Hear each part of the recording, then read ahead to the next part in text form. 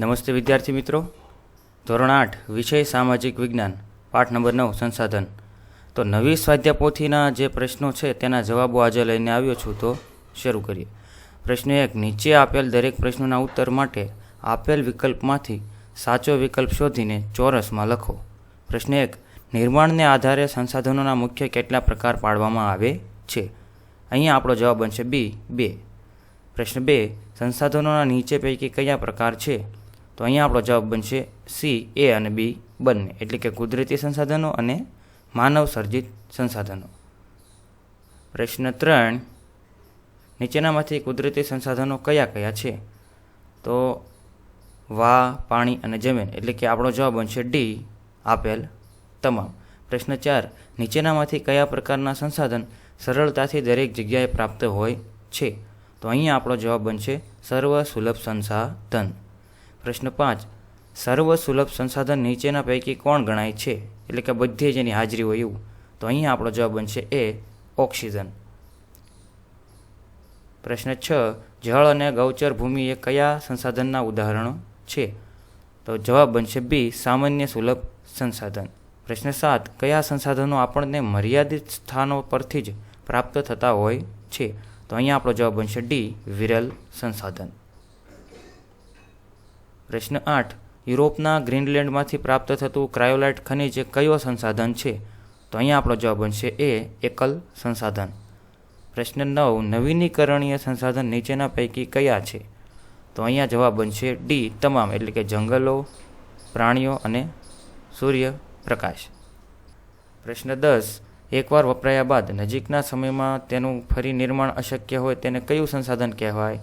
તો અહીંયા આપણો જવાબ બનશે બી બિન નવીનીકરણીય સંસાધન. પ્રશ્ન 11. નીચેનામાંથી અક્ષયશીલ સંસાધન કયું છે? એટલે કે જેનો ક્ષય ન થઈ જાય. તો અહીંયા આપણો જવાબ બનશે સી પવન ઉર્જા. પ્રશ્ન 12. અશ્મિભૂત બળતણ તે કયું સંસાધન છે? તો અહીંયા આપણો જવાબ બનશે બી ક્ષયશીલ સંસાધન. પ્રશ્ન 13. કુદરતી રીતે મળી આવતા કયા તત્વો પર યોગ્ય પ્રક્રિયા કરી સિમેન્ટ બનાવાય છે? તો અહીંયા આપણો જવાબ બનશે એ અને બી બંને, એટલે કે ચૂનો અને ચીરોડી. પ્રશ્ન 14. નીચેનામાંથી કયા સંસાધનો માનવ સર્જિત છે? તો અહીંયા આપણો જવાબ બનશે ડી તમામ, એટલે કે વિદ્યુત, મકાનો અને બોગદા. પ્રશ્ન 15. પૃથ્વી સપાટીના કુલ ક્ષેત્રફળના આશરે કેટલા ટકા ભાગ ભૂમિ દ્વારા રોકાયેલો છે? તો અહીંયા આપણો જવાબ બનશે બી 29%. પ્રશ્ન 16. પૃથ્વીના ગોળાનું નિરીક્ષણ કરતા લગભગ કેટલા ભાગમાં પાણી અને કેટલા ભાગમાં ભૂમિ છે? તો અહીંયા આપણો જવાબ બનશે સી 3/4 ભાગ, એટલે. પ્રશ્ન 2 નીચેના વિધાનો સાચા છે કે ખોટા તે જણાવો. પ્રશ્ન 1. સંસાધનોના નિર્માણને આધારે તેના મુખ્ય 2 પ્રકાર પાડવામાં આવે છે. તો અહીંયા જવાબ બનશે સાચું. પ્રશ્ન 2. પર્યાવરણમાં આપેલા તમામ ઘટકો જે માનવ દ્વારા ઉપયોગમાં લેવા યોગ્ય છે તે તમામ કુદરતી સંસાધનો છે. તો અહીંયા જવાબ બનશે સાચું.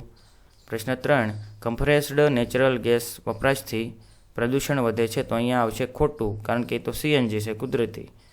પ્રશ્ન 4. ખનિજ, કોલસો અને પેટ્રોલિયમ પેદાશોના વધુ વપરાશથી પૃથ્વીનું તાપમાન સતત ઘટી રહ્યું છે. તો અહીંયા આપણો જવાબ બનશે ખોટું, કારણ કે તાપમાન વધી રહ્યું છે. પ્રશ્ન 5. વિરલ સંસાધન આપણને મર્યાદિત સ્થાનો પરથી જ પ્રાપ્ત થતા હોય છે. સાચું. પ્રશ્ન 6. નવીનીકરણીય સંસાધન એકવાર વપરાયા બાદ નજીકના સમયમાં તેનું ફરી નિર્માણ અશક્ય હોય છે. ખોટું, કારણ કે નવીનીકરણીય છે તો એને આથી બનાવી રાખશે. પ્રશ્ન 7. પોતાની જાતે ઉગનારી વનસ્પતિ જેમ વેલા, છોડવા અને વૃક્ષો સમાવેશ થાય છે તેને કુદરતી વનસ્પતિ કહે છે. તો અહીંયા જવાબ બનશે સાચું. પ્રશ્ન 8. વરસાદી પાણી રોકી ચેકડેમ બનાવી ખેતી માટે પાણીની સમસ્યા હલ કરી શકાય છે. તો અહીંયા પણ જવાબ આવશે સાચું. હવે આપણે જોડકા જોઈએ. બંધ બેસતા જોડકા જોડો. પ્રશ્ન 2 બી વિભાગ અ અને વિભાગ બ. 1. કુદરતી સંસાધનો, તો એની સામે આવશે બી જમીન. 2. સર્વ સુલભ સંસાધન, તો એની સામે આવશે ડી નાઇટ્રોજન. 3. વિરલ સંસાધન, તો એની સામે આવશે એ યુરેનિયમ. 4. નવીનીકરણીય સંસાધન, તો એની સામે આવશે સી કુદરતી વાયુ. અને 5. માનવ સર્જિત સંસાધનો, એની સામે આવશે ઈ બોગદા. પ્રશ્ન 3 ખાલી જગ્યા યોગ્ય શબ્દ વડે પૂરો. 1. વા, પાણી, જમીન, ખનિજો અને ઉર્જા સ્ત્રોત એ તમામ કુદરતી સંસાધન છે. 2. મર્યાદિત સ્થાનો પરથી જ પ્રાપ્ત થતા સંસાધનોને વિરલ સંસાધન કહે છે. 3. વિદ્યુત, મકાનો, સડક, પુલો, બોગદા, ટેકનોલોજી વગેરે માનવ સર્જિત સંસાધનોના ઉદાહરણ છે. 4. પૃથ્વીના ગોળાનું નિરીક્ષણ કરતાં જણાય છે કે લગભગ 3/4 ભાગ પર પાણી અને 1/4 ભાગ પર ભૂમિ છે. 5. વૃક્ષો અને ઝાડીઓથી આચ્છાદિત વિશાળ ભૂમિભાગને સામાન્ય રીતે જંગલ કહેવામાં આવે છે. 6. સમગ્ર વિશ્વમાં જ્વલજ 1-2 જગ્યાએથી મળી આવતા ખનિજો એકલ સંસાધન તરીકે ઓળખાય છે. પ્રશ્ન 4. નીચેના પ્રશ્નોના ટૂંકમાં ઉત્તર એટલે કે જવાબ આપો. પ્રશ્ન 1. સંસાધનનું ઉદાહરણ જણાવો. જવાબ: જેનાથી આપણી જરૂરિયાતો સંતોષી શકાય તે તમામને સંસાધન કહેવાય છે. ઉદાહરણ તરીકે હવા, પાણી, સૂર્યપ્રકાશ, ખનિજો વગેરે. પ્રશ્ન 2. પુનઃપ્રાપ્ય સંસાધનના ઉદાહરણ જણાવો. જવાબ: જંગલો, પ્રાણીઓ, પશુ, પક્ષીઓ, સૂર્યપ્રકાશ, પવન વગેરે એટલે કે પુનઃપ્રાપ્ય સંસાધનના ઉદાહરણ છે. પ્રશ્ન 3. પુનઃ અપ્રાપ્ય સંસાધનના ઉદાહરણો જણાવો એટલે કે જે પાછા નથી મળતા વપરાયા બાદ. જવાબ: ખનિજ કોલસો, ખનિજ તેલ, કુદરતી વાયુ, પરમાણુ ખનિજો વગેરે પુનઃ અપ્રાપ્ય સંસાધનો છે. 4. અક્ષયશીલ સંસાધન અને ક્ષયશીલ સંસાધન જણાવો. જવાબ: સૌર ઉર્જા, જળ ઉર્જા, જૈવ ઇંધણ, ભૂતાપીય ઉર્જા, પવન ઉર્જા એ અક્ષયશીલ સંસાધનો છે. અશ્મિભૂત બળતણ, ખનિજ કોલસો, અણુ ઉર્જા, કુદરતી વાયુ ક્ષયશીલ સંસાધનો છે. પ્રશ્ન 4b. નીચે આપેલા પારિભાષિક શબ્દોની સમજૂતી આપો. પહેલું, કુદરતી સંસાધનો. કુદરતમાંથી મળતા અને વધારે પ્રક્રિયા વિના ઉપયોગમાં લઈ શકાય તેને કુદરતી સંસાધનો કહેવાય છે. વા, પાણી, જમીન, ખનિજો અને ઉર્જા સ્ત્રોતો એ તમામ કુદરતી સંસાધનો છે. બીજું, સર્વસુલભ સંસાધન. જે સંસાધન આપણને સર્વત્ર ઉપલબ્ધ હોય તેને સર્વસુલભ સંસાધન કહે છે. ઉદાહરણ તરીકે વાતાવરણમાં વ્યાપ્ત જીવસૃષ્ટિ માટે ઉપયોગી વાયુઓ, ઓક્સિજન અને નાઇટ્રોજન. પ્રશ્ન 3. સામાન્ય સુલભ સંસાધન. જે સંસાધનો આપણને સરળતાથી ઉપલબ્ધ હોય તેવા સંસાધનોને સામાન્ય સુલભ સંસાધન કહે છે. ઉદાહરણ તરીકે જળ, ગૌચરભૂમિ વગેરે. 4. દુર્લભ સંસાધન. સમગ્ર વિશ્વમાં જ્વલજ 1-2 જગ્યાએથી મળી આવતા ખનિજોને દુર્લભ સંસાધન તરીકે ઓળખાય છે. ઉદાહરણ ક્રાયોલાઇટ ખનિજ. 5. માનવ સર્જિત સંસાધન. કોઈ પણ કુદરતી તત્વોને માનવ પ્રયત્નો દ્વારા પ્રક્રિયા કરી તેના ગુણધર્મોમાં ફેર કરી ઉપયોગમાં લેવા યોગ્ય બનાવવા તેને માનવ સર્જિત સંસાધન કહેવામાં આવે છે. 6. કુદરતી વનસ્પતિ. જવાબ: પોતાની જાતે ઉગનારી વનસ્પતિ જેમાં વેલા, છોડવા અને વૃક્ષોનો સમાવેશ થાય છે તેને કુદરતી વનસ્પતિ કહે છે. પ્રશ્ન 5. ટૂંક નોંધ લખો. 1. ભૂમિ. પૃથ્વી સપાટીના કુલ ક્ષેત્રફળનો લગભગ 29% હિસ્સો ભૂમિ દ્વારા રોકાયેલો છે. ભૂમિ અને આબોહવાની વિવિધતા આ બે પરિબળો દુનિયાની વસ્તી ગીચતા પર અસર કરે છે.